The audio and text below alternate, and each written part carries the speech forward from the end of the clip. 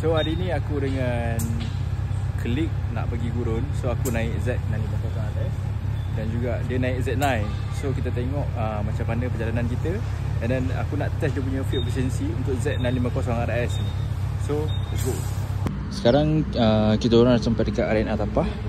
So minyak setakat ni daripada Glameri sampai ke Tapah kita ambil masa dalam masa sejam.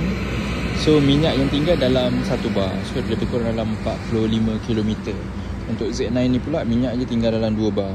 Lebih kurang dalam 80-70 km lagi. So sekejap lagi kita akan isi minyak dekat Petronas. Okay.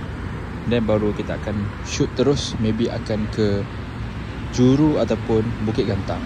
Kita keluar isi minyak dan then sangkut dekat batu gajah. Sekejap.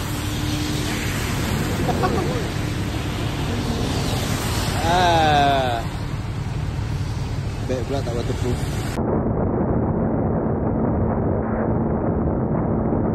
So kita orang dah sampai dekat arena Juru, Shell Juru. So minyak untuk Z650RS ni dia berkelip. So last aku isi dekat Tapah dan sampai Juru ni dia berkelip.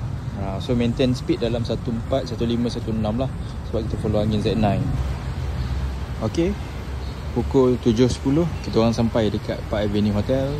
So penggunaan Z650RS dari segi pembawakan dia sangat best. Dia sangat-sangat ringan. Dari segi fuel consumption, aku isi dekat Glameri, dekat Tapah, and then dah sekali dekat Juru. So Juru ni memang full tank lah.